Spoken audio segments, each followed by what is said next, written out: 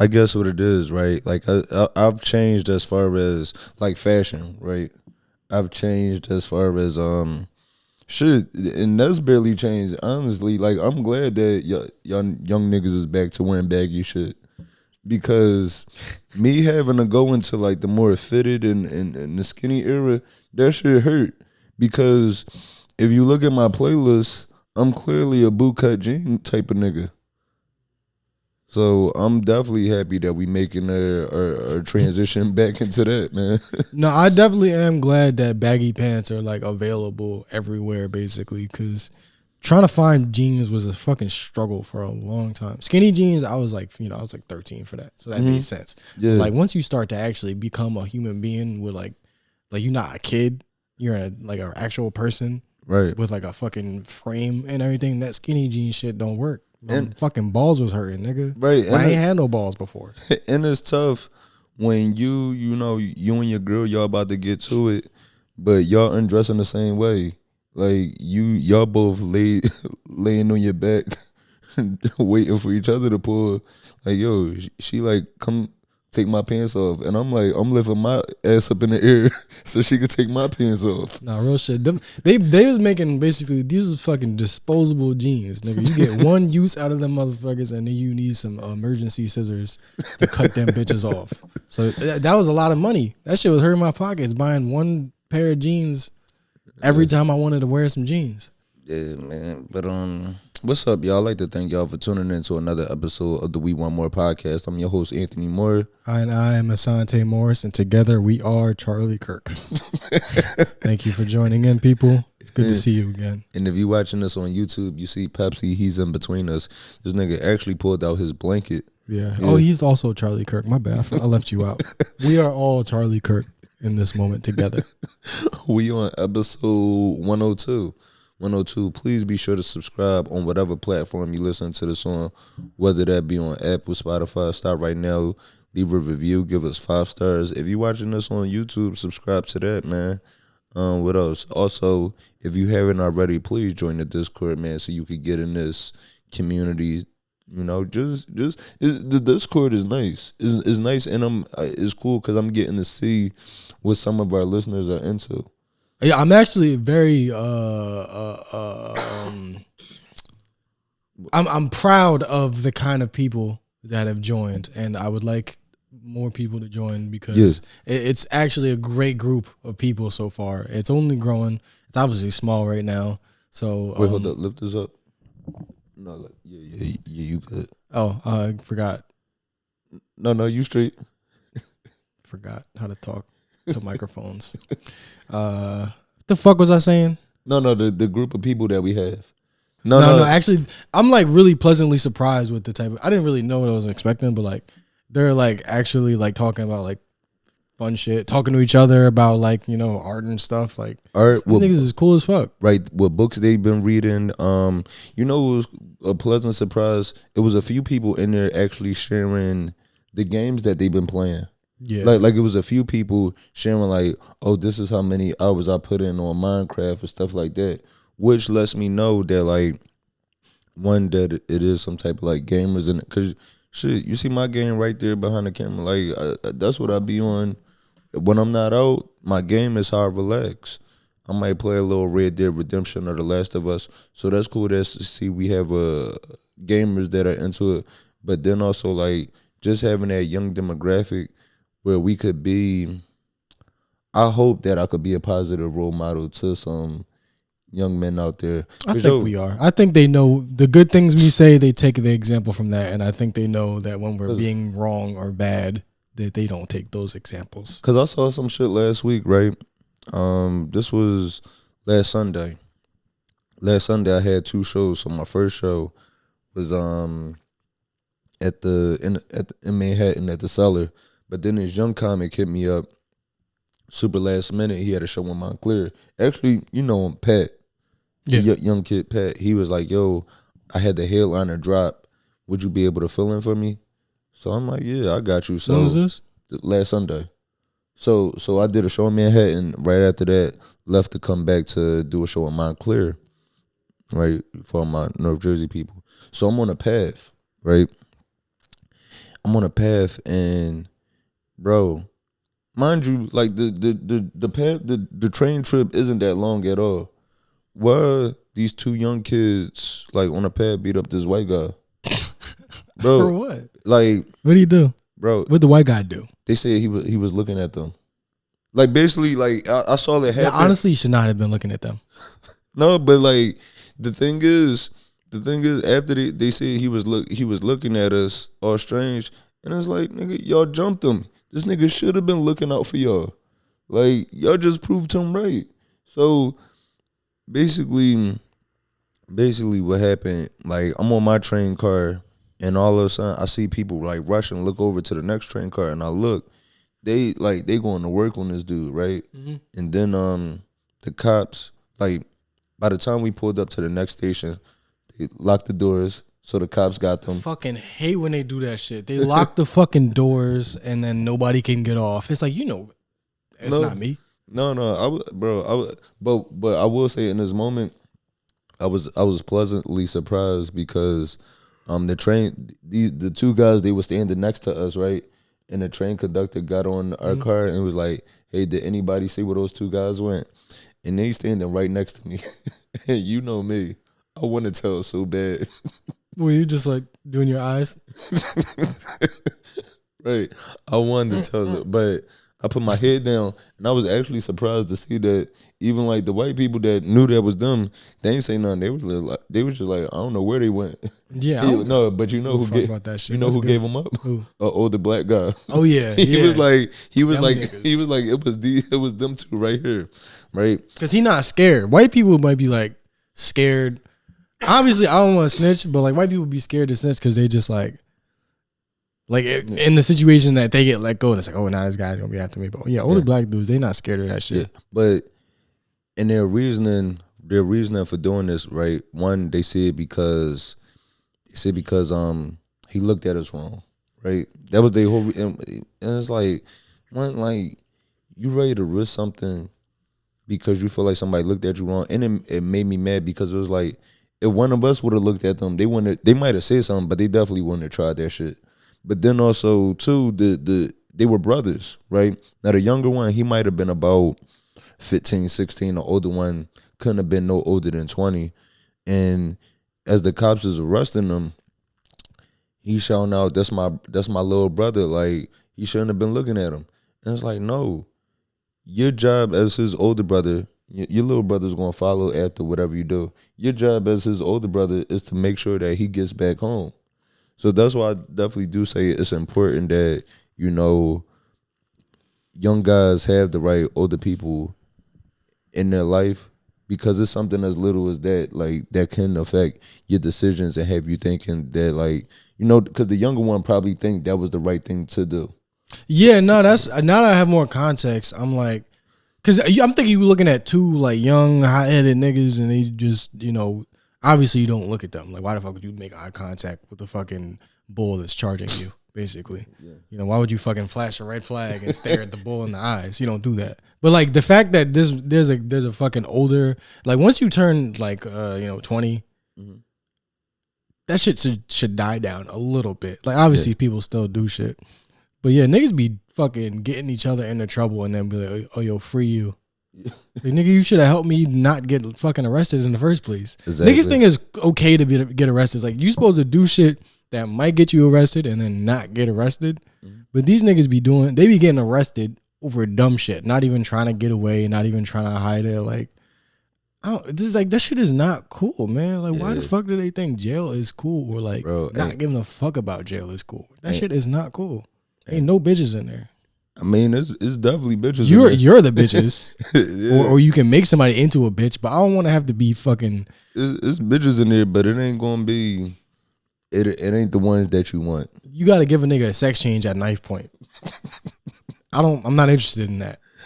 Yeah. I don't know who keeps telling these niggas is bitches in jail and food and warmth, but there's not any of that. I don't know where the fuck they getting this idea that shit is cool. But outside of the sex, that's not even like the only thing that like deters me from it. Ain't no toilet seats, nigga. That's what I'm saying.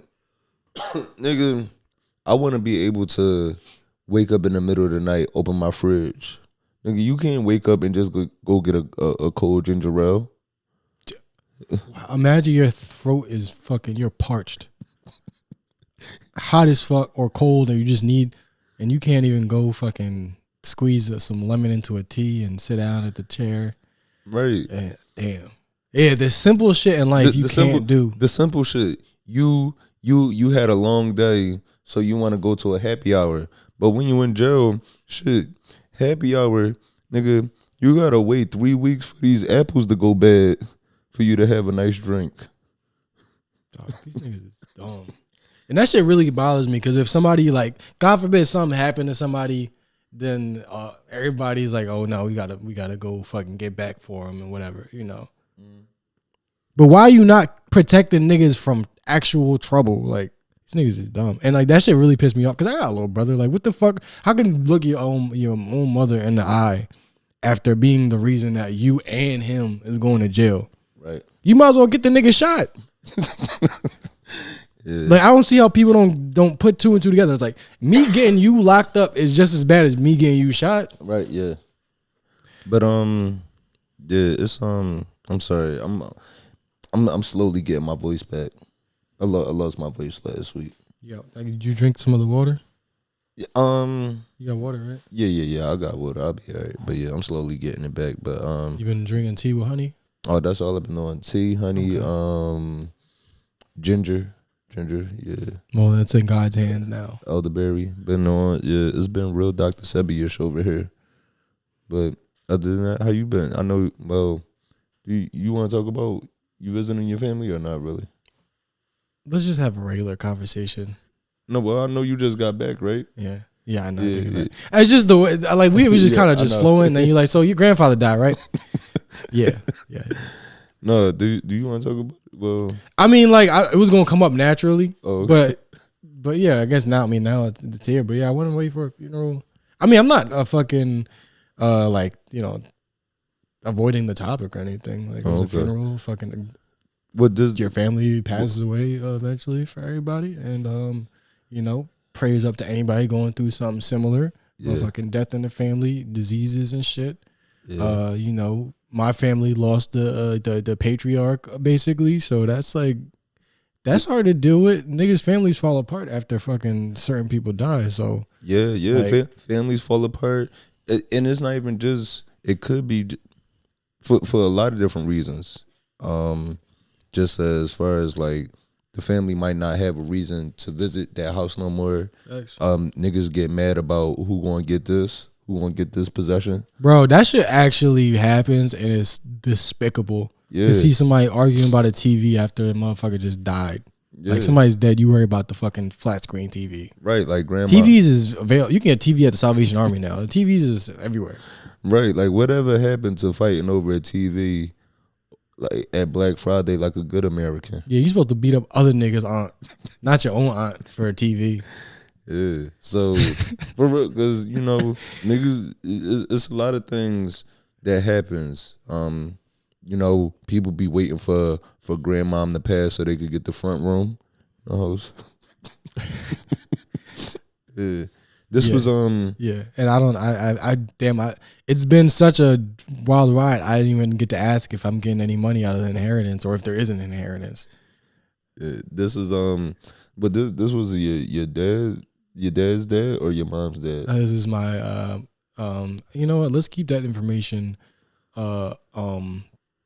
private. No. Just because I might need to use it for a lie later. So I'm like, I might have to lie about this to get out of something, so I don't want to put this on record or my face next to it. Just let's just say that I have one less. Yeah. And also at this time. No, I'm definitely with you on that as far as like sharing personal stuff. Just because, you know, with the internet and even with doing something like this, right?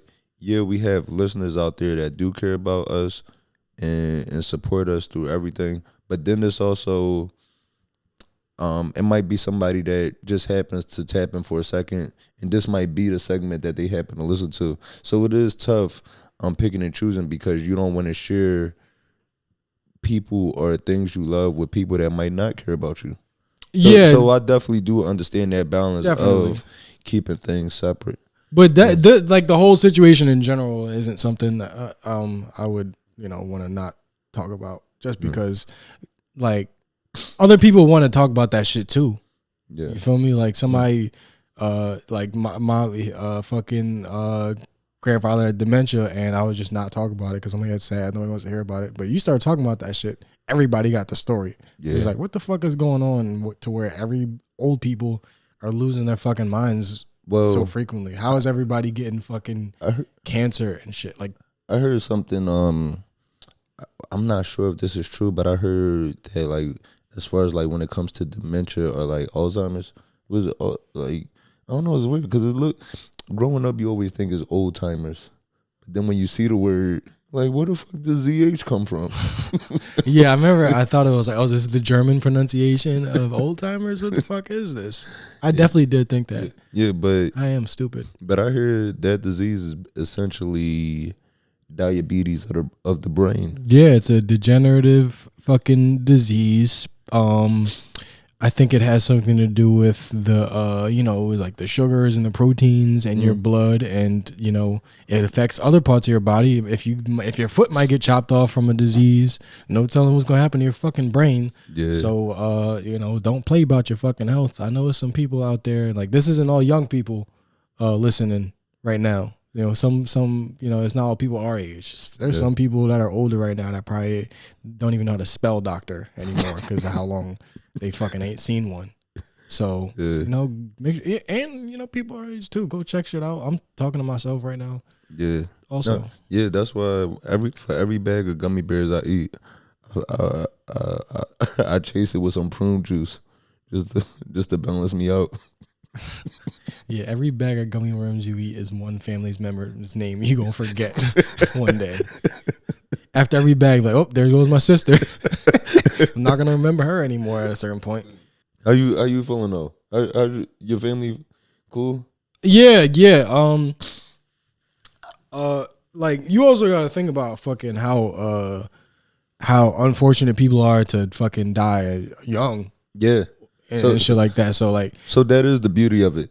Yeah, it's like, all right, well, obviously nobody's happy about this shit, but fucking mission complete. Yeah. Life is a finite thing. Yeah. So, I've considered myself fucking grateful to be like somebody that had like a whole life with like, older folks in it. Because some people born with just fucking their mom and their dad, or maybe just their mom. Like, yeah, because for me, right, I lost my last grandparent, I believe in 2020. My grandma passed. How old were you?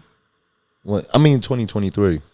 Grandma. Oh, okay. So that's only years ago. So my grandma, my grandma just passed, and with that, I was at peace. Like I didn't cry at the funeral or nothing. Like I wasn't sad when she passed because like she already lost her vision. Like she was only able to see shadows and stuff like that. She really couldn't walk or anything. Like just to see her in that state. Yeah. Whereas like I more so get sad for like when I think about like my mom's mom, because like she passed. My mom's mom, she passed when I was about 13. Yeah, that's pretty young. Yeah. It's like you're just starting to figure out. You're just starting to like remember important things. So it's like my mom's mom, she was so proud of me as far as like always calling me smart and stuff like that. But she never got to see the full like me get to college or me do comedy. She never even got to meet my little sister. So I get more so sad about that. Whereas like the grandma I just lost, she knew I was doing comedy. She knew I was like moved to New York and Jersey, stuff like that. So that is the beauty, like of you having your grandfather for so long. Even like what I was thinking about. I saw somebody post. And it makes you just think about like learning to appreciate where you are in life, because no matter what you're going through, it could be somebody that want what you have. Like I saw somebody post like, "Damn, I'm 30 and I still live with my mom," and somebody was like, yo, enjoy every moment you get with her. Yeah. So it's like you might feel bad, like, damn, I'm a bum because I live with my mom, but it's like, and you are. But somebody could be. It's either a bum or a parentless grieving individual. Being a bum is fucking fun. Yeah, being a bum is the best. Yo, when you don't pay rent, Bro, you don't make decisions at the grocery store. You just put shit in the cart. You don't give a fuck. You let vegetables spoil. I didn't let a motherfucking single carrot spoil in my fridge in several years. Bro, being a bum, that shit is amazing. Like, for real. For real. It is. Look, nigga, trust me. Being responsible, that shit is overrated. Look at the life. Look at somebody that graduated college versus somebody that's getting out of prison. nigga, I graduated college. I ain't had nobody ready to take me shopping. Yeah, nobody want to take you shopping. Nobody want to give you some jeans or anything. Nah, they just like, what's next?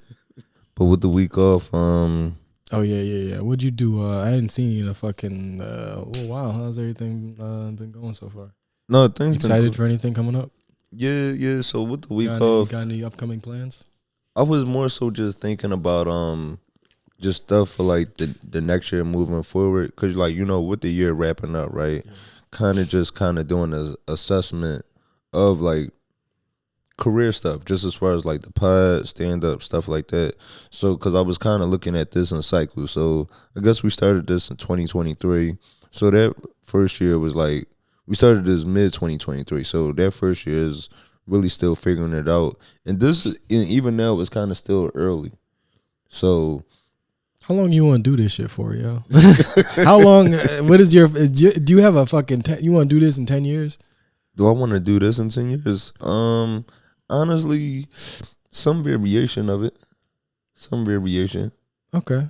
Yeah. Cause I mean, I'm ready to go now. So I just want to gauge you, but yeah. No, I can meet you in the middle. Yeah. No. We can end it next year. I'll give you till next year. We can meet in the middle with that. Yeah, cause I was just thinking about as far as like the things that I wanna work on, as far as like my two goals. My biggest thing, one thing is like consistency, as far as especially with this, right? As far as like, you know, putting out the YouTube as far as the same time, putting out the YouTube as far at the same time as the audio. With the YouTube is actually, I've had a few people actually hit me up saying how much they enjoy it just because it's as far as relatability. So just working on the consistency with that, and then also how I articulate myself. Sometimes like not using curse words for the sake of just cursing. So just being able to for real, like, cause I think about that in a sense of when I look at certain clips I want to post, right? And I'm like, and then I listen to myself, I'm like, why am I cursing there just to be cursing? Like, I know how to get my point across. That's true, especially with stand up, because like, you know, the way people write jokes varies, but for the most part, like, you know, there's comics that are a little bit looser. There's comics that are like tight with the words, you know, like the word economy and shit. So, and I picked this up like early when I was like fucking, you know, studying people like Jerry Seinfeld. Like he would talk about like the amount of words in a joke, you know, and a cuss word is just adding words sometimes. So you just like delaying the punchline. You got to be, Jerry Seinfeld taught me a lot of things. Like you got to pay attention to numbers. Yeah. Be aware of numbers at all times. Be aware of the way that numbers look to other people. Yeah. Be mindful about numbers, whether that be number of words in a joke, whether that be number of years in a young girl's life before you her. For some reason, he did the one thing and not the other thing. I don't know, but that nigga had a 17-year-old girlfriend at the height of his career. That's some weird shit. Ain't no jokes to write about that, Jerry. You can't cut no amount of words out of that to make that sound better.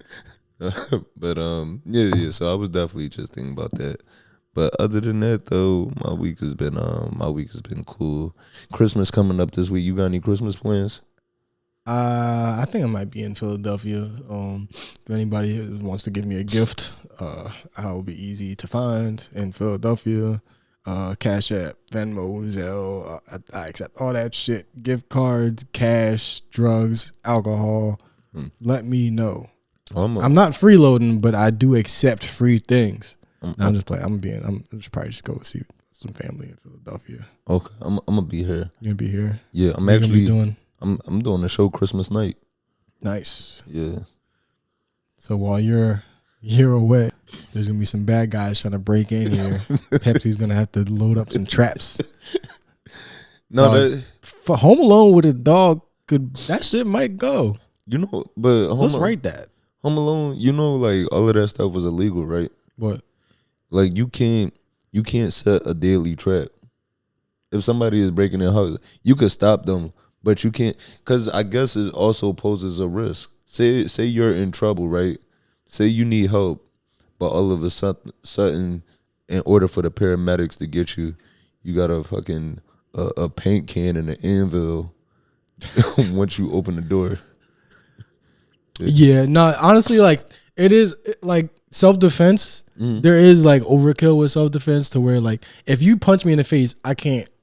I could shoot you in certain states. If you let's not make this so personal. If somebody punches you in the face, if somebody punches another person in the face, that other person can shoot the other person back in some states. Yeah. But there's nowhere where you can shoot the motherfucker in the face 20 times or like in the back of the head after he's no longer a threat. You know what I mean? So it is overkill. So like it's probably okay to have the paint can, but like electrocution and burning people and like trying to make them slip and break their neck, I think that is I think that they do have a case for what is it, police brutality? I don't know. You can't do police brutality against people, but yeah, that little white nigga was crazy. Yeah. It was some of them. I remember feeling bad for the bad guys in Home Alone a couple of times. I remember he had the nail. Yeah. This nigga stepped on the nail. I was like, yo, he ain't had to do that. Yeah, like he was setting up Saw torture shit and like that shit kind of is funny. You know, this is a sequel to that. They were like, oh man, somebody broke into our house and our son set up demented, sadomasochistic fucking traps and maimed some people and tortured them. And you know what's messed up? Let's not do therapy. Let's just go on another vacation. And you know that's weird. But you know what's messed up about he might have been a serial killer. The whole thing with like Macaulay Culkin, that they tried to pin him against Michael Jackson. You know that? Oh yeah, I remember that. So they were, but the thing is, so when they started making allegations of Michael Jackson saying that like he was a child, like a predator, right, to children, like saying that he was harming children and doing all these devious things. They tried to say he was doing this to Macaulay Culkin, right? But it's like clearly Macaulay Culkin knows how to stop an adult if he doesn't want to be harmed. If it's any child that we should let be alone with Michael Jackson, it is this little nigga that knows how to protect himself. Yeah, he's resourceful. As long as there's objects in the room, you cannot get him because he'll make something out of nothing.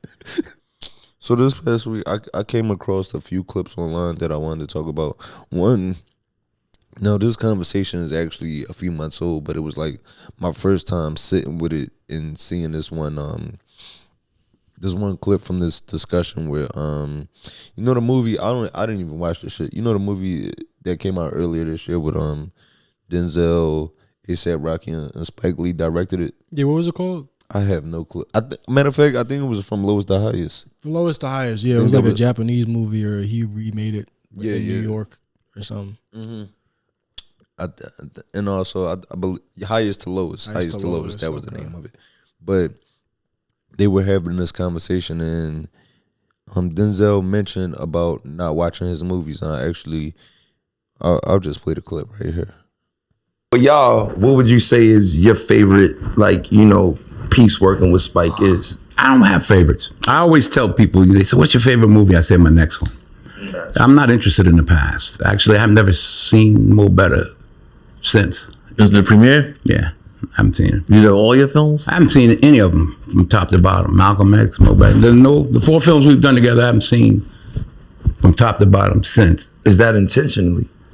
I'm not interested in the past. So I wanted to play that because, like, you know, I played that because with Denzel saying he's never watched any of his movies, right? And I kind of feel him. Now, of course, I'm nowhere near on the level of a Denzel. Any film, but I get him as far as like saying he goes on to say like he just doesn't watch movies.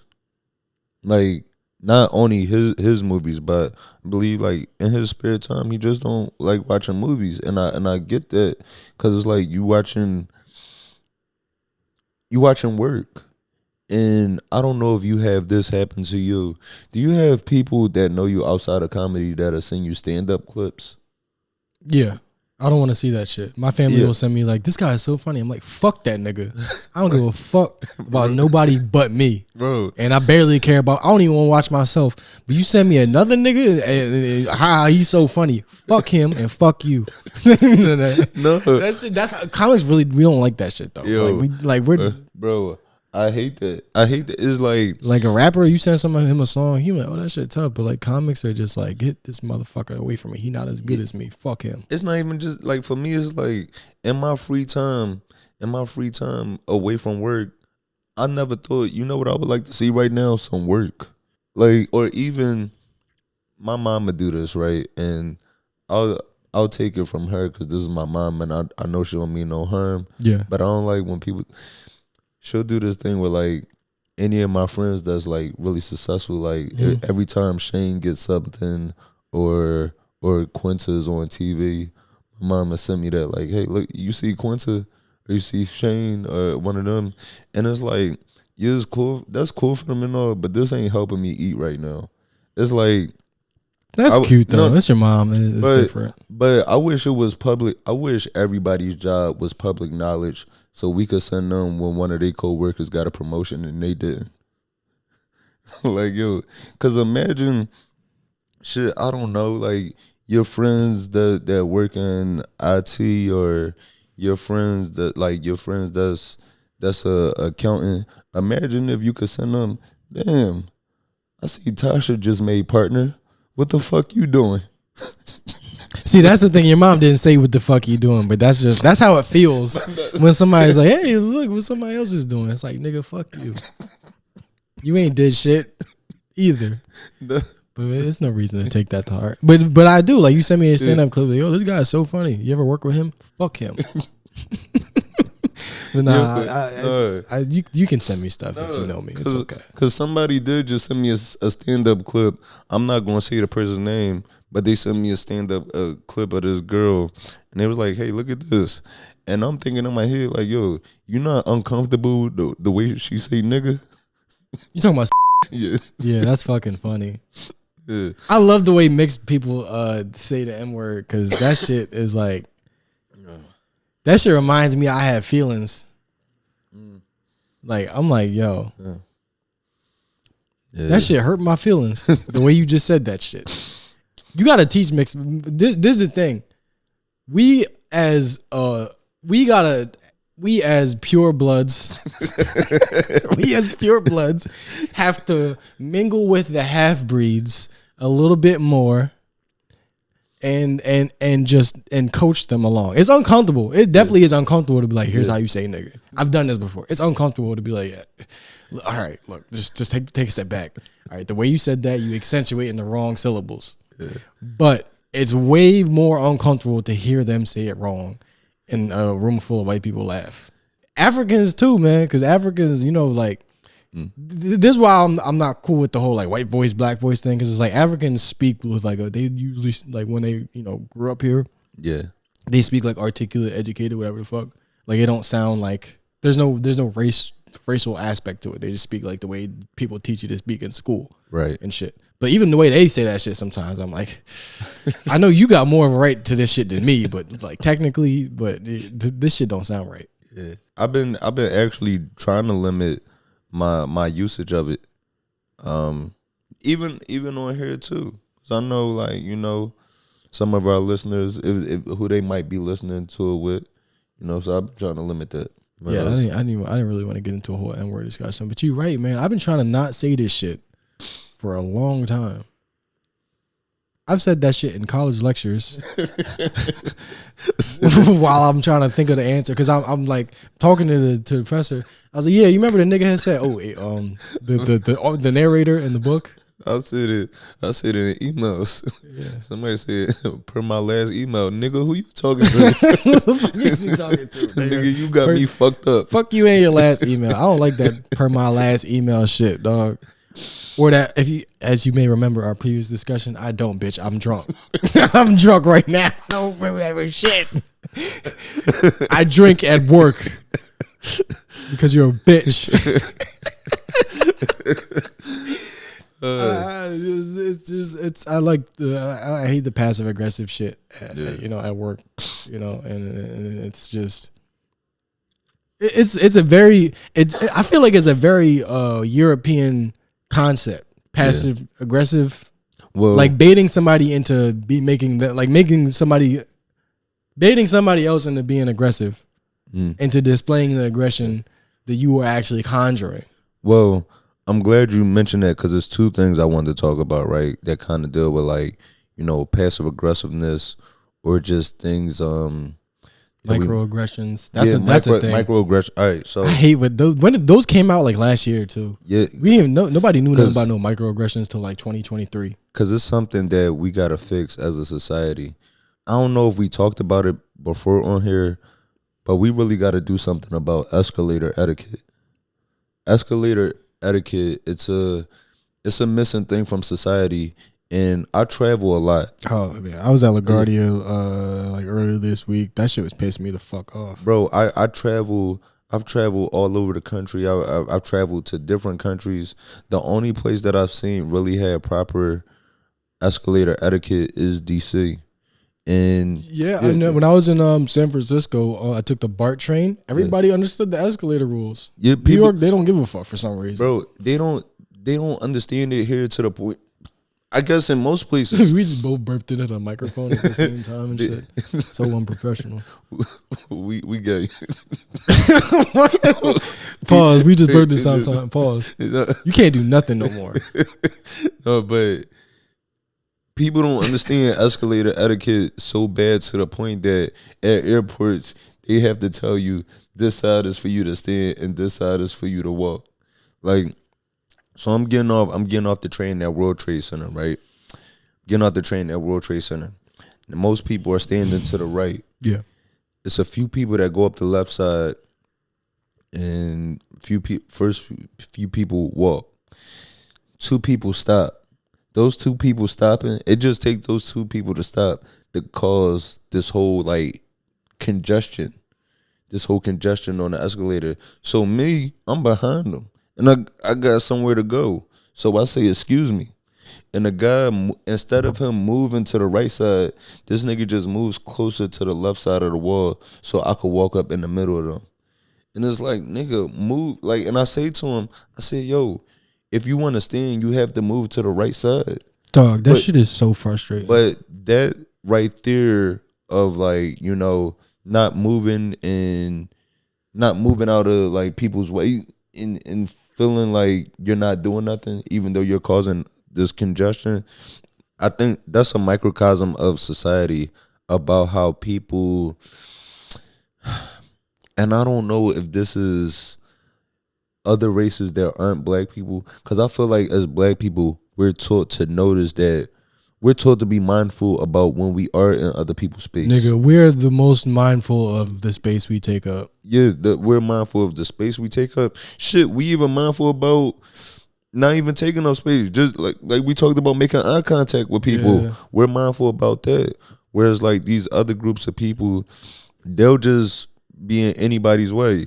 On the escalator, top of the escalator, having full conversations in the middle of sidewalks and stuff like that. Yeah. And you know how like I guess black people, probably like black women in general, got the reputation for being like, you know, like loud or whatever the fuck. Mm-hmm. and I'm like, I be telling like, you know, when I'm like with me and a woman are in a place, like she'll be super mindful because it's a stereotype is what I'm getting at. It's a stereotype, and like the woman I'll be with at the time will like be super aware of like, oh, you're being loud right now, or like, you know, me, I talk about shit, whatever, in public. So they're like, oh, you're being loud, and you know, like, oh, we're standing in the way. And I'm like, yo, y'all, black women gotta fucking take up all the space that they possibly can. Mm-hmm. Like you gotta let these niggas know that you here. Mm-hmm.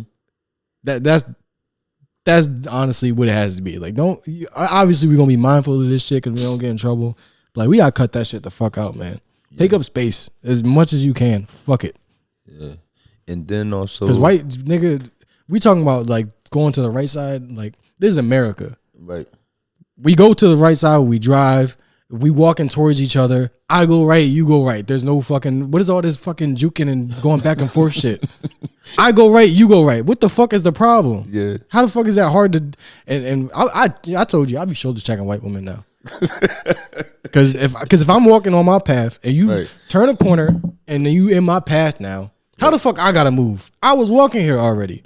That's what I'm saying, man. If the roles are reversed and I step into your path, I'm gonna get out the way because I'm like, you know what? I shouldn't be intruding you. Exactly. So how the fuck?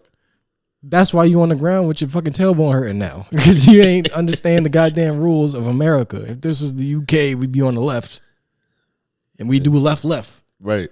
So unless you fucking from Europe, I don't want to hear that shit. Yeah. And I also wanted to talk. And I'd be wearing shoulder pads.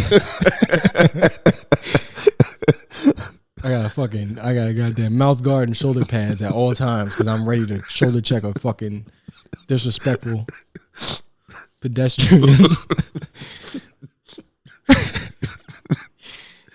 No, man, I wanted to talk about this. So that was one thing. So we definitely gotta improve the escalator etiquette. But also I saw this where Ryan Clark, former NFL player and ESPN analyst, and he also has his own podcast, believe. But he was, he's always in the news, just giving his takes. But this is one thing he said recently. He said that Uber drivers are musically profiling him, and he changed the music whenever he gets in the car. And I'll play this. Being musically profiled in Ubers. It's a Sunday. Go to walk my son's dog, get in the Uber, just some regular, like, I think it was like pop or something was on. Man, says hello, doesn't even ask me, he just changes the radio. First song, All Eyes on Me by Tupac. That's not even one of the songs I listen to from that album. Then he plays Many Men, right, 50 Cent. Right now I'm starting to realize there's a theme. Then he hit me with the Stay Scheming. Bro, you got to go pull Stay Scheming way off the pack for Ross and Drake. All right, he complained about it. And I had enough when it got to Not Like Us. Like, you totally... No, but this, right? I ain't heard Stay Scheming in a minute. But I feel like... that was my shit, though. And that's what I'm saying. It's like... French Montana don't got a lot of good songs, man. That is an undeniable... That is a treasure. That's why I was like, I feel him because I feel like Uber drivers do musically profile you, but with the songs he's saying, it's like, I don't. All right, look, I could see if I'm in a Uber throwing some Lil Durk or some shit that's hard to find. Nigga, you said All Eyes on Me. He said that's one of the songs he don't even listen to. You don't even listen to that song on the album. Nigga, the name of the album is All Eyes on Me. Yeah, what song do you listen to from that album? Hey, come on. Then, so that Many Men, that's another great song. Yeah. These are classic songs. Stay Scheming, that's a memorable Drake verse. And then Not Like Us, that was the top song of last year. That he just probably put on, like, I don't know, a regular station. There's probably an Indian nigga in New York that was probably happy, like, man, shit, I could finally listen to the shit I want to listen to. Yeah, that's a fact. Obviously, like, for him to feel this way, he's completely justified because, when some black shit when people start saying, I be or we was, and start switching up their language around you, or maybe the music, you start to notice it. Like, he's definitely justified in this.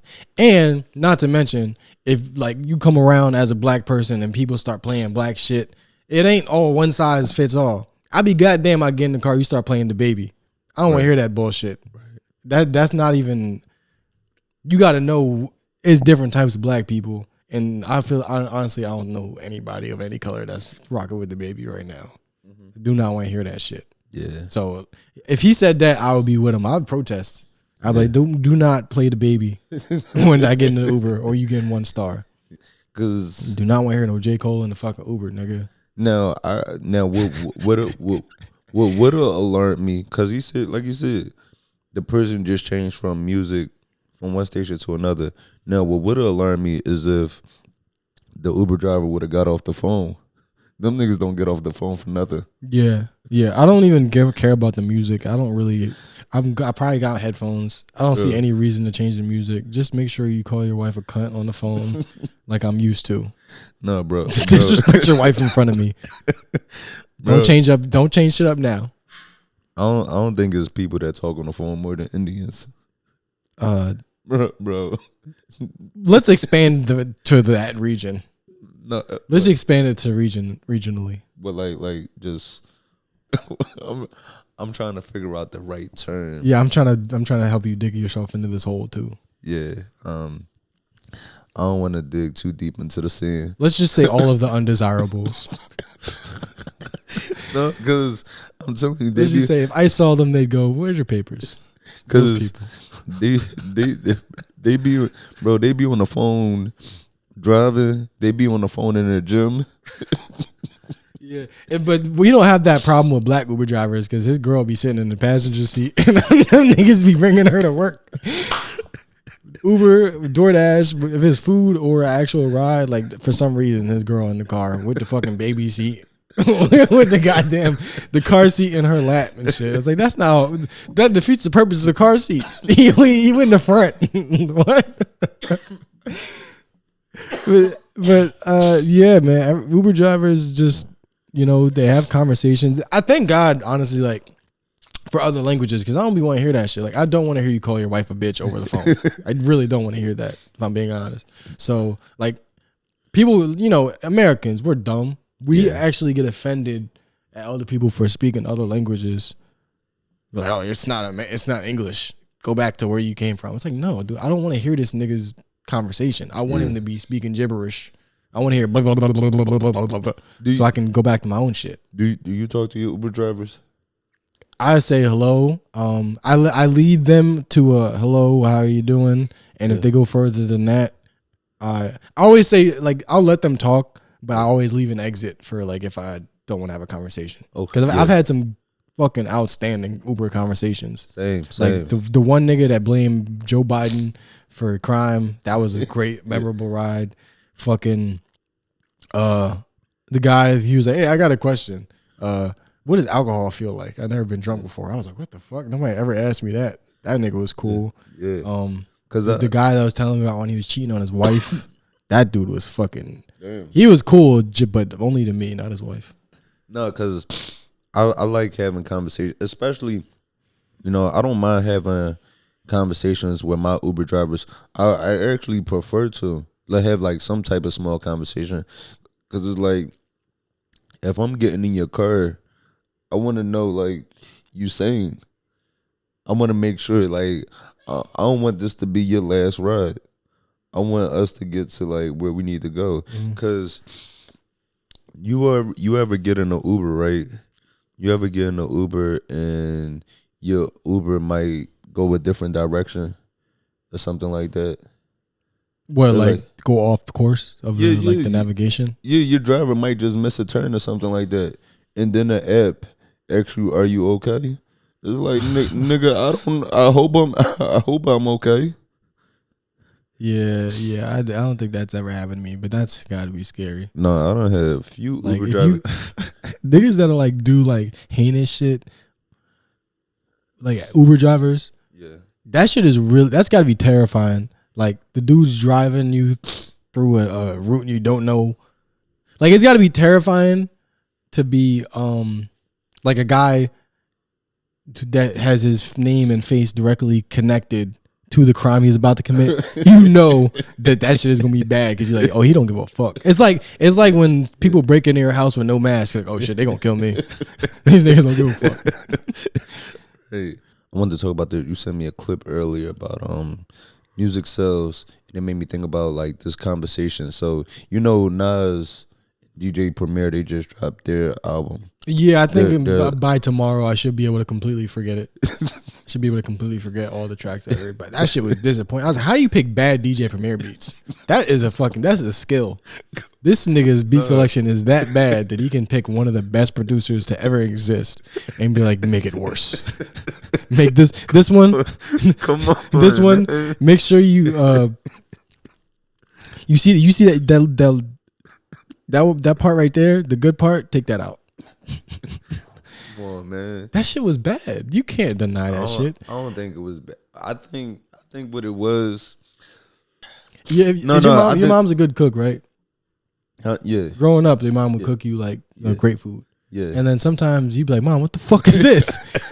This isn't you. That's good criticism. I mean, maybe Nas was tired from working all day and being a mother.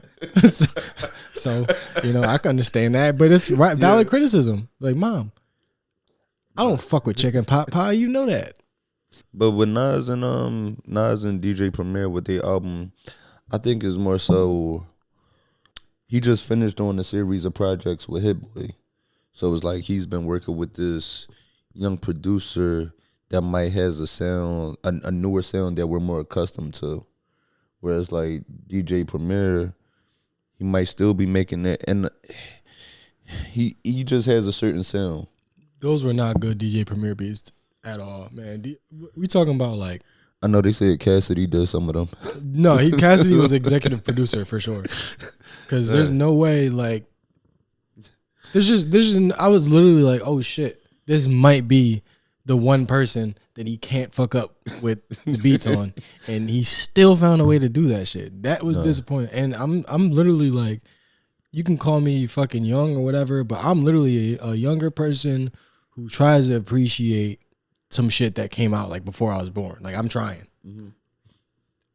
Nas has undeniably good songs. DJ Premier, fucking he's one of them niggas that will give you your best song. Right. Like Kanye, like when he was like basically just an in-house producer, he was giving niggas like their best song. Right. To the point where like their other music doesn't even sound the same now. Right. He's like, damn, this is how good his shit could be. Like fucking what's that one Lock song? DJ Premier and the Locks? Yeah. Recognize? Yeah. That's one of the ones where it's like, damn, why does all y'all shit not sound like this? Like, you wanted your blanket laid out. I've heard him give, was it D'Angelo? He did the fucking I believe. Mm-hmm. So I'm talking about somebody that's just fucking on top of shit, man. No, but this is how he give a nigga his worst beats. I just could never imagine him being responsible for that. So it has to be Nas's fault. Oh yeah, Nas and no. So DJ Premier. Stop. We not doing this, man. No, so I wanted they had with their album dropping. They dropped an album. They had this they had an interview. They had an interview just talking about their like careers, the album and everything. But this was one of the points that Nas made while they were talking about just the argument about sales and rap. In the beginning, I remember people didn't care about none of that stuff. When Nice and Smooth, when we bought the album, you got in a fight if you say, look at Billboard. Somebody get that paper out of my face, man. I'm listening to this Nice and Smooth. Hold on, look at Billboard. Yo, get that out of here. So it's like the fact that it turned to what it turned to, it's just evolution, but that never mattered when it came to hip hop. Yeah. And I'm glad that somebody so respected in the art, somebody that's successful, as far as number wise and critically acclaimed. Yeah. Like nobody cares you can't. Numbers just doesn't always tell the full picture on something. Something might have the most amount of views. Because if we going by numbers, right? If we going by numbers, Baby Shark and Gangnam Style would be the greatest shit of all time. Yeah, I don't know anybody in real life that's like a serious individual that will bring up like numbers when we're talking about music. Like when we talking about a song, like I love this song. I mean, but just not even just music. I feel like just art in general. Yeah. Whether it be music. Go ahead, take your blanket and go and take your little ass over there. It'll be music or movies. Like this is the number one selling movie, and I think it's only rap music that gets compared like this. You know what I'm saying? Maybe really, I think black art in general. You know, I think R&B artists and black like pop artists probably get compared this way, and record sales and Billboard numbers and shit. And obviously, like hip hop is like there's a competitive aspect to it that's just inherent to it, to where it's just like I'm better at this than you are, essentially.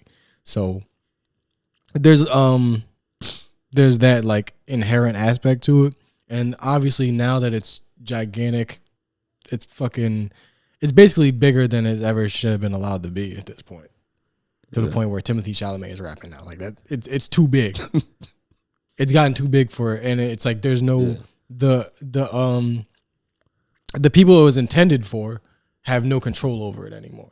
So now that it's just for the entire planet, we have to argue with like fucking 13-year-old Koreans and talking about this guy's better because his numbers are better. Yeah, but it's not a serious discussion. You know what I mean? Like nobody who actually cares about music is gonna even discuss that. Like it doesn't matter. It's just we invited the comparisons because it's a competitive aspect, but it's kind of been perverted. Yeah, like nobody's like Black Sabbath is better than Iron Maiden because look at the numbers. Like white people don't even care about their music in that way. You listen to all the music from back then, they're like, nah, we don't do that commercial shit. Now it's like, oh, you don't got a hit, you ain't shit. Right. But most people aren't doing the art now. For the art's sake, I think it's a couple of things to it. Obviously, I said hip hop has a competitive aspect to it, so that invites comparisons. But also, this is me with my kufi on. Black people are just a commodity. Yeah. Like that's just how we're seen.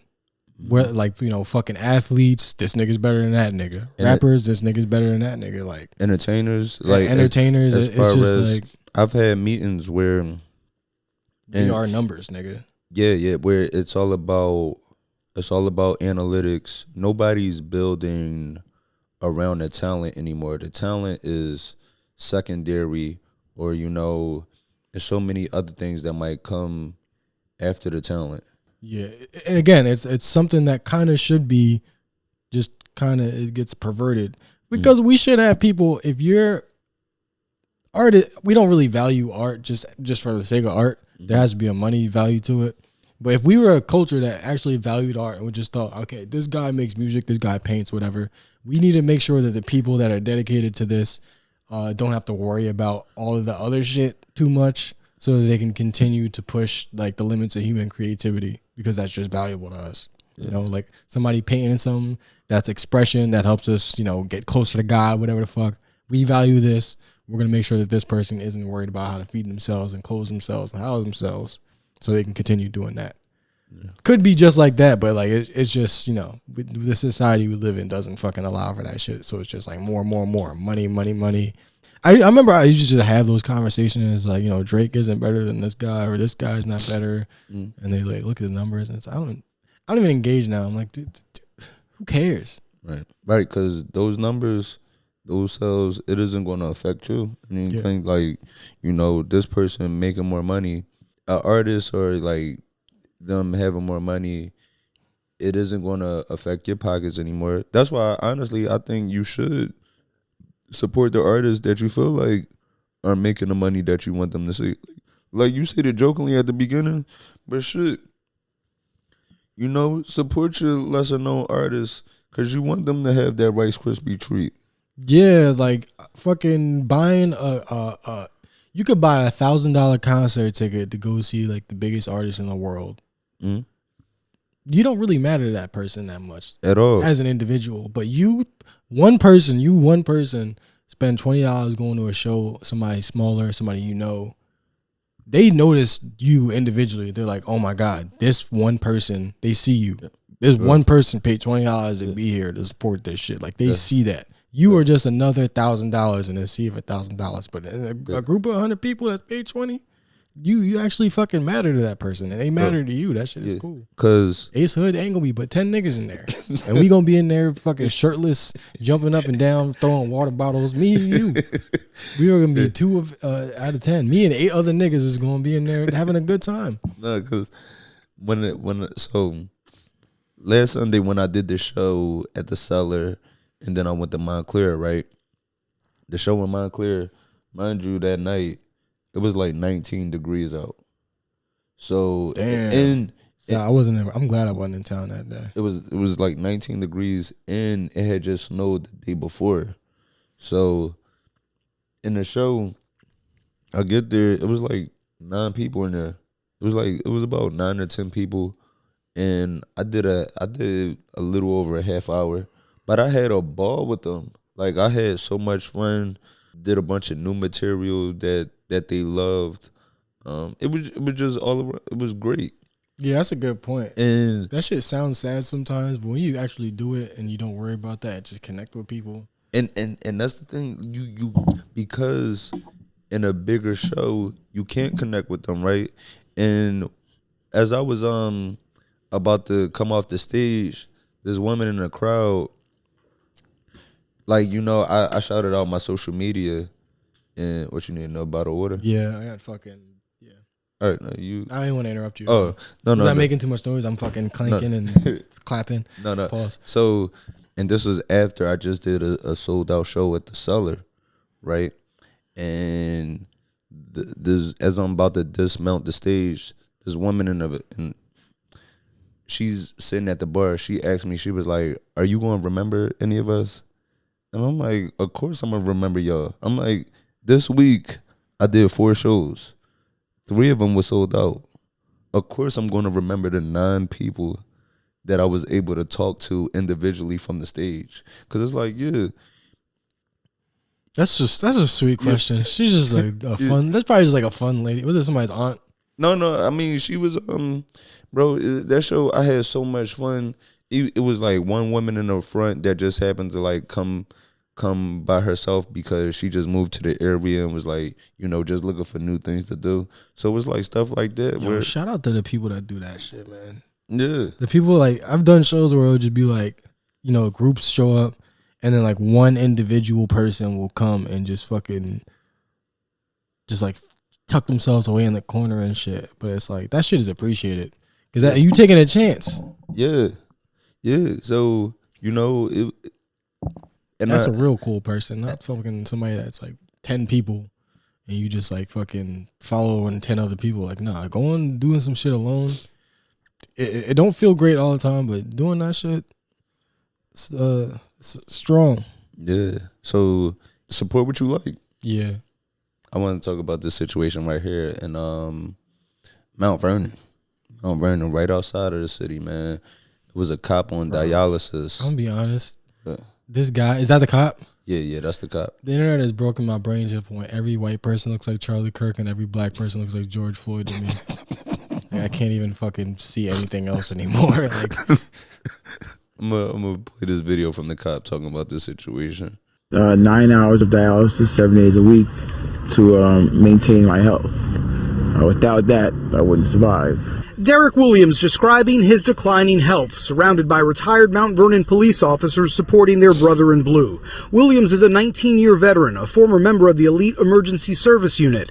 In 2020, he contracted COVID after months of working double shifts. Derek's character caused him to come in and work and support this city and the residents of this city during the worst pandemic that we've had. The department has classified Williams' kidney failure as a non-job related illness and stopped paying him when he became too sick to work. Doctors have cleared the 45-year-old for desk duty, and he's just 6 months shy of qualifying for a reduced pension.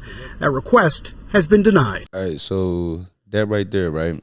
It's a lot of lessons in that. So, but after this, after the backlash from this story going viral, believe the mayor of Mount Vernon approved a 6-month extension for Williams to get his health benefits and his separation date so that he will be able to, I believe, retire out. But so they said he got COVID, and that's when like his health started to decline after working like double shifts. So that right there, it tells you like it don't always pay to be a company man.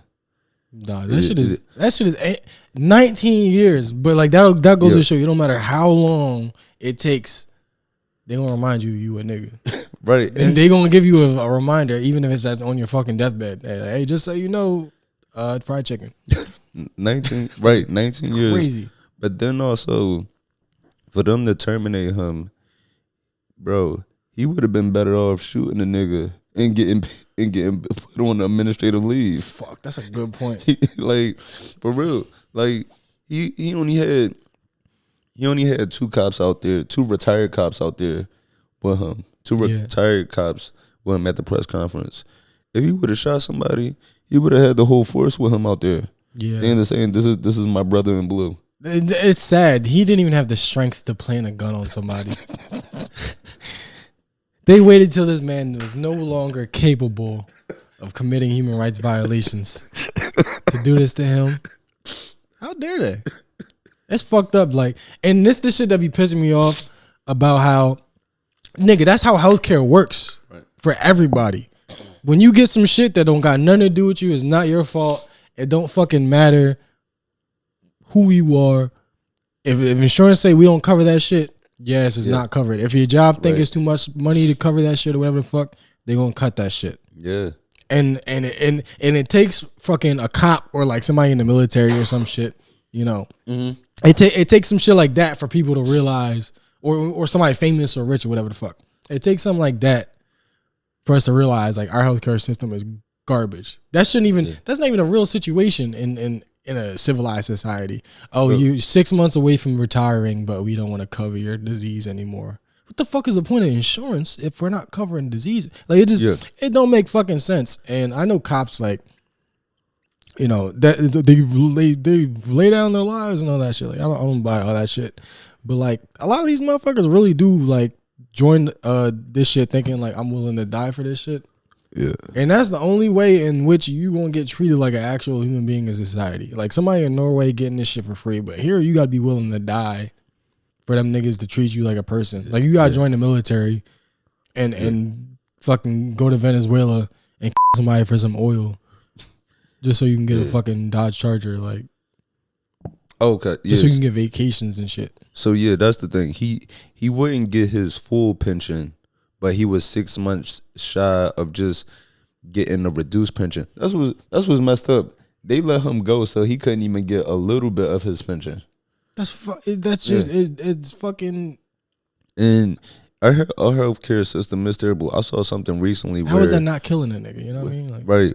I saw something recently where it was a doctor where she was explaining how she was in the middle of surgery. She was literally had the patient prepped, and the patient was like out sedated, about to perform this surgery on the patient, and had to stop because she got a call from the healthcare provider asking was that surgery covered if it went through the proper process. Whereas like you said, how is that not killing somebody if you know this person is in the middle of getting a surgery? That shit is literally like, I mean, nigga, free Luigi. That's the shit we be talking about. How the fuck is that? Everybody can't do nothing about it, but nobody likes the system. The system is not good. But every time you ask somebody, I can't do it, you gotta talk to him. Yeah. Everybody's saying we can't do nothing about it. I'm starting to think we all could do something about it. I guess we could talk about this real quick. We don't gotta spend too long. You know Miss B Nasty? Yeah. All right, Miss B Nasty, sex worker. She had tweeted.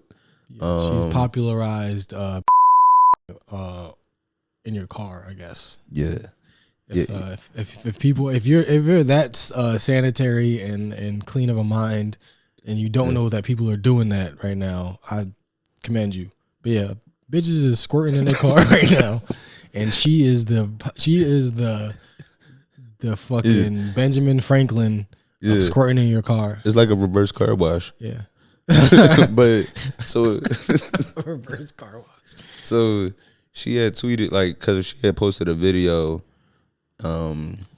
She had posted a video that she made earlier. That's what she does. She does sex work, right? Yeah, we're only talking about this for we watched it for research purposes. Yeah, I'm not interested in that type of shit or anything like that. But she had tweeted last week. She said, "I accidentally got pregnant in October."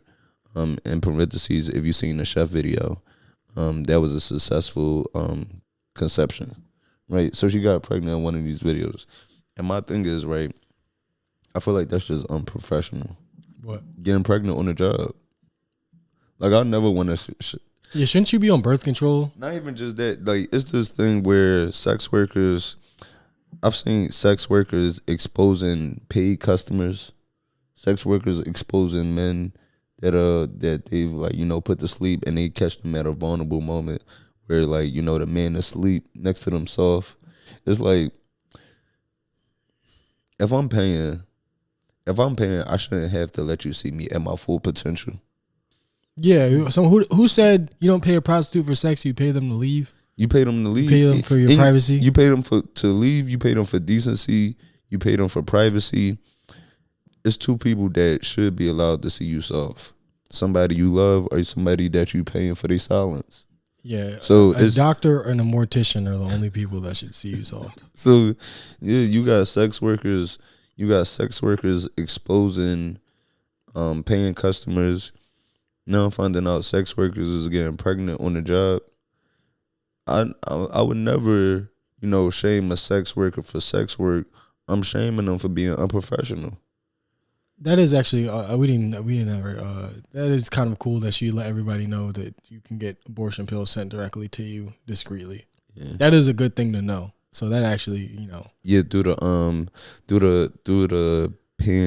Planned Parenthood app. I didn't know I might have to see what that app looked like. I didn't know they had an app. I didn't know that either, so that's pretty good to know. $125 is less less than an in-person visit. This is good shit to know. So no, that honestly, that is good to know.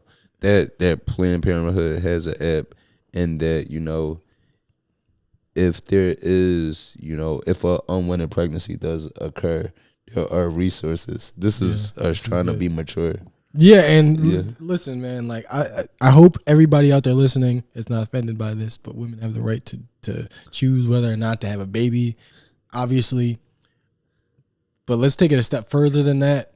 You should be happy when a woman who does not want a child decides not to have that child. Yeah. That you should be glad, like, oh, thank God. That's a kid that fucking isn't suffering. It's definitely a good thing when somebody does exercise their right to choose between the two, because that baby could just end up getting cursed out for walking too slow at the bus stop. Yeah, I see that shit happen all the time. The mom, what the fuck is taking you so long? It's like, he's 2. He just started learning how to use these legs. But they don't take that into account. I live like down the street from a school, so I hear that shit in the morning sometimes. Like, I'll wake up, like, I'll be yawning, like, and somebody's yelling, "Shut the fucking door!" Then I told you to fucking close the door. Why the fuck you walking so slow? I'm like, yo, it's like I think it's like K to 5. It's like none of these kids are like older than 10. It's like, why the fuck are you yelling at this kid? Yeah, I did have I had 2 questions. I did have 2 questions. I had 2 questions. One question, this was actually one of my homies that I used to work with.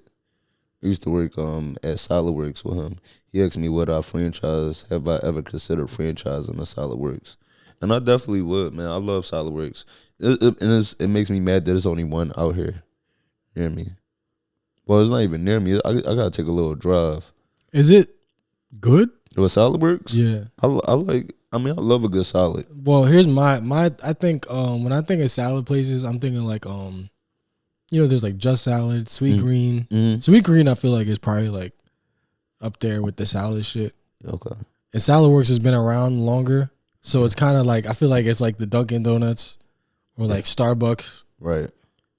To like a more fucking, or maybe like Dunkin' Donuts is like Salad Works and like Starbucks is like Sweet Green. Okay. Like people associate that with being like a little bit better. Mm-hmm.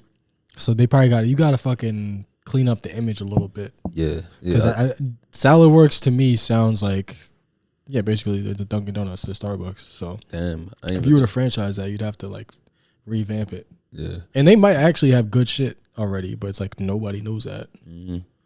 Yeah. So somebody asked me that, but then somebody asked me, what has been the worst? I think what's the worst like secondhand embarrassment that we've experienced? Can you think of any moments where you had like secondhand embarrassment? Because like for me, the first thing that usually comes to mind is like watching another comedian bomb, but I really don't mind that. I actually like often enjoy that. I was thinking about in 6th grade when one of my classmates got his dick pics released. It was actually very fucked up. Like somebody catfished him and then posted his dick online. So that's probably the worst secondhand embarrassment. Because there was secondhand embarrassment kind of coupled with the fact that he might come to school and all of us the next day.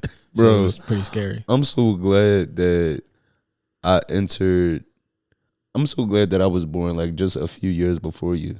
Because that could have been like me and my friends. Like by the time that the internet came around, we was a little older to where like we were more mindful. But I could see you getting catfished as a 6-year-old. You got this dick that just started working. You getting these feelings that you never experienced before.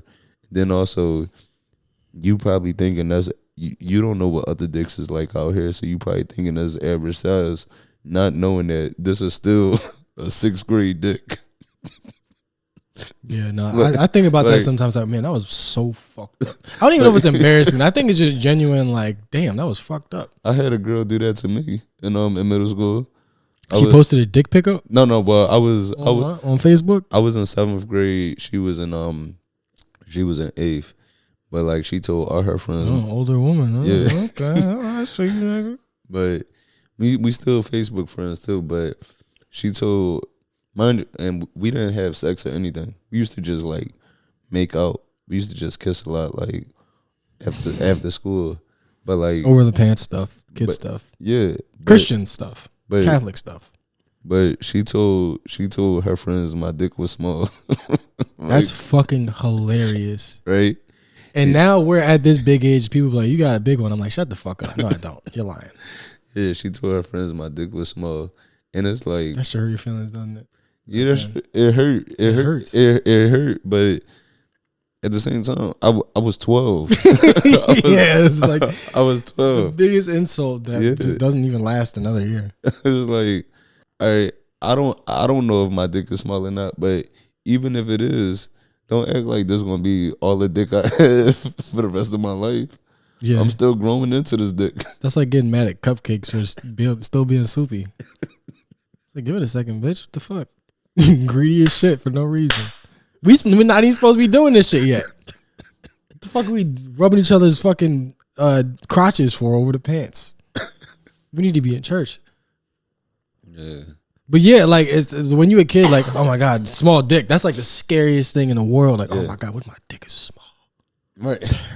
But now, like literally, I don't give a fuck. Right. Like you'll hear like, oh, it's so big. I'm like, I don't need that shit. Right. You don't gotta lie to me. I don't give a fuck. Right. And then it's so big. No, it's not. We looking at the same dick. Right.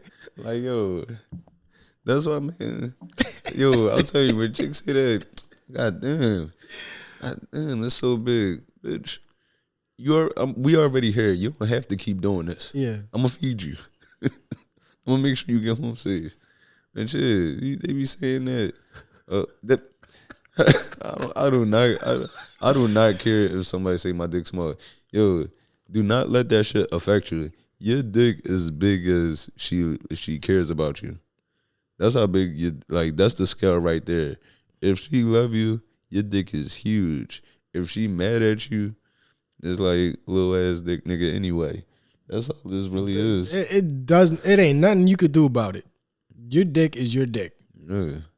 But and every pussy don't look normal. So and we don't even hit that button like that. We don't even be like, well, your lips are fat, but they're fucking disproportionate. We don't even do that. And yeah, that shit just. I think at a certain age, that shit just does not matter anymore. But really, at the end of the day, it really does not matter. And I know there's some younger guys listening right now. Yeah. This is good advice. Like, don't worry about that shit. Yeah, that shit do not matter. Sometimes my dick do be small. Man. The moral of the story is the Grinch's heart grew 3 sizes. That's all you need to worry about is your heart. As long as you can grow your heart, you can grow your heart. You cannot grow your dick. There's nothing you can do about that. But you can have a big heart. Yeah. Everybody likes a big heart. Nobody likes a Grinch. Yeah. This Christmas, do not be a Grinch. Yeah. All right, that's it. Good night. Well, yeah. I guess it usually the secondhand embarrassment stories does have to do something with like middle school, where it's usually something along those lines, or where like it was a few smelly chicks in my class. And, like, I had a few people that like smell like ass, and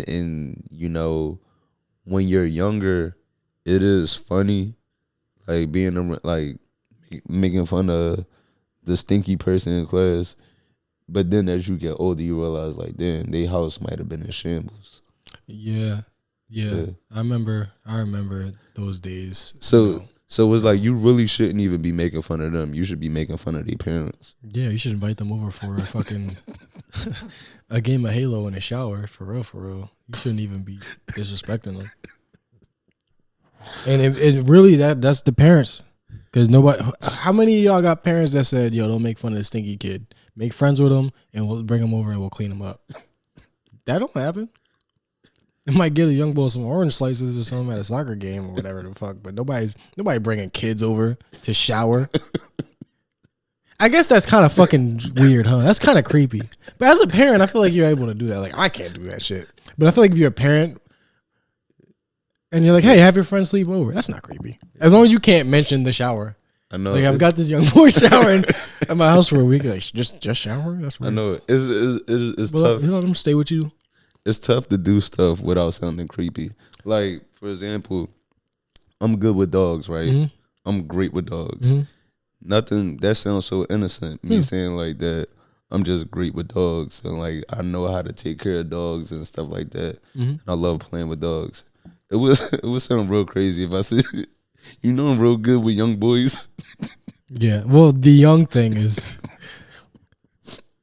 That's I'm good. Also, like, just kids. You have to say kids. You can't say young or you can't say boys. Like, I'm good with boys sounds bad. I'm good with young boys sounds like it's too specific. Like, if your child is under 10, I would show them a great time.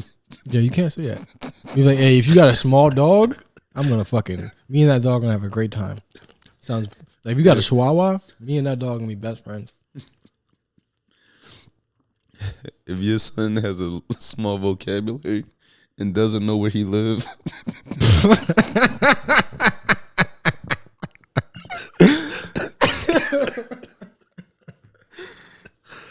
Yeah. I guess you can't say that, huh? I guess you can't say that shit. It should be a crime to even think it. Oh, matter of fact, one last thing before we do get out of here. Have you seen Sinners? I actually watched it again last week. Yeah, it's fucking a second time around. Still love it. So it's certified. It wasn't just like the hype. That shit's good. So Sinners, I know Variety had a list of the best movies that came out this year. They didn't even like the 10 best movies. They didn't even have Sinners on their honorable mention list. Like, can I see what movies they had on there? I'm just curious. I know the reason they make these lists is so people get mad and talk about them. Like, that's genuinely people. They're strategic with this shit, where they'll be like, let's put this guy that wasn't talented but died above this artist that everybody loves more, just to stir up controversy. Like, they be on that type of shit. So, number one, whiteface. Number two, okay, blackface. So it's not racial. So what? Maybe we're going one battle after another. right, I still haven't seen that. Three white to one black. 28 years. 28 years later, more white. A lot of white on this. Did Sinners get snubbed because it was black? Maybe. Wait, hold up. No, but and this is another director's 10. But basically, like, I mean, this is another movie critics 10. But basically, in all of these movies, nobody picked Sinners, right? And which I think is a joke in itself, because just the detail that went into it, the detail that Ryan Coogler put into it, as far as, like, you know, making sure people saw it in his vision, as far as like the different film formats and things like that. Yeah. But then I thought it was genuinely enjoyable, man. That shit was I thought it was a great blend. Did you like the music scene? So here's the thing, I genuinely hate musicals. Anytime there's a musical number in a movie, I'm not a fan. I'm like, why is this even here? Yeah. That one, I actually I'm not gonna say I was like glad it happened, but I was just like, this fits, you know? This makes sense. Like, I fucked with the vision. Yeah. But, you know, to those directors and movie critics, oh, so they never actually made anything, so they don't know what the fuck they're talking about. But these movie critics, they are allowed to like things that are less popular than another thing, because that goes back to this shit. Like, people will say Sinners was the best movie of the year. It's like, why? Because it was the most popular? Right. Because, like, that can't be why. That's not a good reason. Yeah. But it's just like, we talking about vampires. We had vampires, fucking sex scenes, a nigga playing two characters. And that's also the point I wanted to make. A man playing two characters that people have been so critical of his acting skills for damn near his whole career. Yeah, I was just talking to somebody about that, and I was like, that was actually one of the movies, maybe the first movie where I didn't question his acting, like, at all. Right. Like, the entire thing, I was like, you're doing it, keep doing it. Right. People saying, there's always been this thing of Michael B. Jordan can't act, where he played those characters so good, of him having to play both those characters and make them so distinctly different in mood. Yeah. He was good in that. And Black Panther, I was just like, I was like, I get it. Like, you almost there, but and I know I'm not an actor. Like, I don't really got too much room to talk, but I was just like, I also don't get paid millions of dollars to do this shit. So, you know, I paid money to see this shit. I'm criticizing it. But yeah, Sinners, I genuinely watch when I know somebody like it has those rumors, or I feel that way about them, I remain like open-minded, but also like when I'm watching this shit, I'm like, you better not fuck up. And I don't think he did. I think he did a great job. I think Ryan Coogler is great. I fuck with Ryan Coogler, man. Like, I mean, he did this like Criterion like movie list, like, of his top movies. Yeah. And like, I love seeing shit like that, because it's like this type of shit that influenced him or whatever the fuck. Like, nigga knows all his shit. Like, some of the similar fucking like influence. Like, I think he did like a fucking like some Japanese movie and like Love Jones. I'm like, nigga, that's me. So like, I fuck with that shit. Like, yeah, obviously his taste in movies, his fucking his background, his knowledge, like all that shit is great. So I feel like there's a lot of there's a lot of things I like about this movie. Yep. No, yeah. Speaking of that, because you ever see the movie The Luck of the Irish? The Disney Channel movie? He said that influenced him with you know, with the vampires and sinners, because you know the songs they were singing. Yeah, okay. And I listened to him talk about that, and the reason why he made the vampires Irish, because he said like he said for some reason it was important to like come up with a character that kind of doesn't understand the concept of racism, because it like he existed before that shit. Yeah, and I was like, that's such a weird like subtle thing that. Like, that's what the point of making movies is. Like, you just put weird shit in it and just see if it works. Yeah. So, yeah, I fucked with that shit. I guess, you know, you're allowed to not think it's the best movie of the year, but, you know, they be making these fucking lists up. Do you have a top movie list of shit from this year? Because I honestly haven't watched too many movies that came out this year. I haven't been watching nothing really too much. I watched all the horror movies that came out this year. Like, fucking Him, Weapons, Sinners. What else did I see? Of course, I saw Wicked. There's some good ones. I think the point of like liking watching shit is finding out whether or not you like it. Because that's how you find out what you actually fucking like. Is you watch shit you don't like. Yeah. You know. That's why you gotta watch fucking every type of porn, nigga. Tentacles, nuggets, midgets. Okay, I don't like amputees.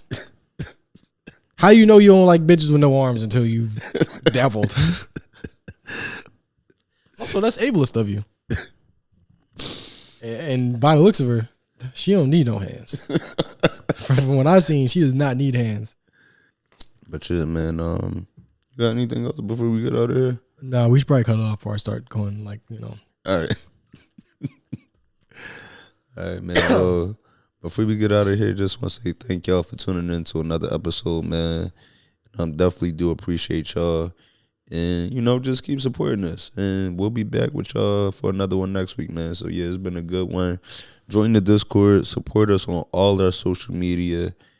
And I hope y'all have a good Christmas. Hope y'all have a good Kwanzaa.